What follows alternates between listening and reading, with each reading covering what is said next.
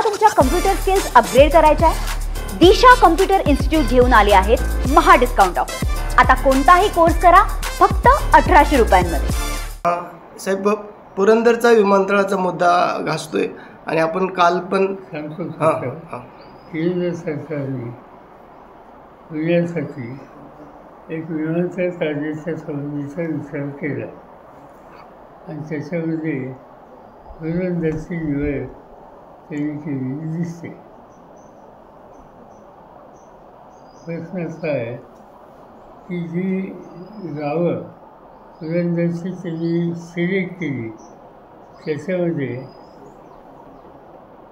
माझ्याकडे महाराष्ट्राची सत्ता असताना एक लिफ्ट इरिगेशनची मोठी स्कीम त्या ठिकाणी राबवली, उसाळ सिंचन योजना, आणि त्याच्यामुळं तिचा भाग बागायत झाला।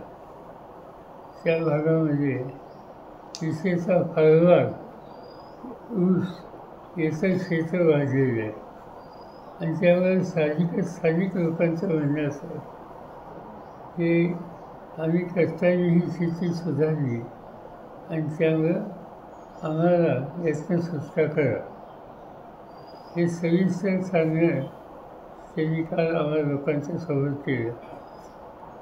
मी असा विचार करतो की याचा निर्णय शेवटी केंद्र सरकार घेईल। आता MIDCला जागेच्या संबंधीची भूमिका घ्यायला सूचना दिलेली दिसत आहेत आणि म्हणून याचा निर्णय घ्यायचा असेल तर केंद्र सरकार आणि राज्य सरकार आणि स्थानिक लोक या तिघांशी बोलावं लागेल।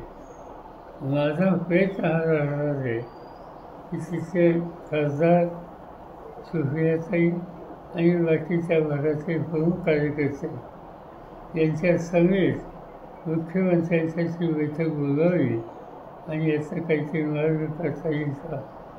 शक्यतो हा जो संबंध बागायत क्षेत्र आहे ते वाचवणे शक्य आहे का याचा एक आढावा घेतला जाईल आणि त्यानंतरच वास्तव चित्र हे तुम्हाला सांगता येईल। साहेब, जागतिक परिषदेच्या बैठकीसाठी विविध पक्षांच्या खासदारांची निवड करण्यात आली, परंतु शिवसेनेचा एकही सदस्य त्यामध्ये घेतला नाही।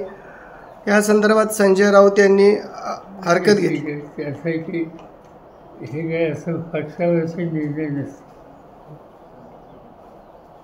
ज्या वेळेला नरसिंहराव फायनान्स होते त्यावेळेला युनोमध्ये भारताचं शिष्टमंडळ अटल बिहारी वाजपेयी यांच्या नेतृत्वाखाली होतं आणि त्या शिष्टमंडळात मी एक सभासद होतो। आंतरराष्ट्रीय प्रश्न ज्यावेळी येतात त्यावेळेला पक्षीय भूमिका घ्यायची नसते। हे जसं नरसिंहरावांच्या काळामध्ये झालं किंवा नंतरच्या काळात झालं तसंच आज या ठिकाणी होतं।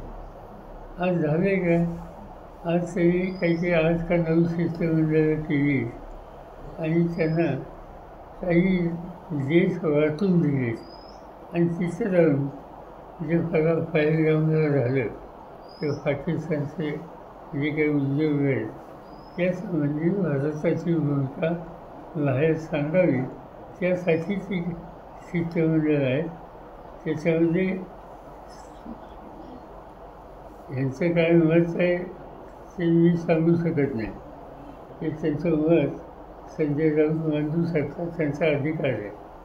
पण त्यांच्याही पक्षाचे एक सदस्य मला या शिष्टमंडळात दिसते आणि त्यामुळं इथं शक्यतो इथं आपलं स्थानिक राजकारण काढून याची आमची भूमिका आहे। तुम्हाला तुमच्या कम्प्युटर स्किल्स अपग्रेड करायच्या आहे? दिशा कम्प्युटर इन्स्टिट्यूट घेऊन आले आहेत महा डिस्काउंट ऑफर। आता कोणताही कोर्स करा फक्त 1800 रुपयांमध्ये।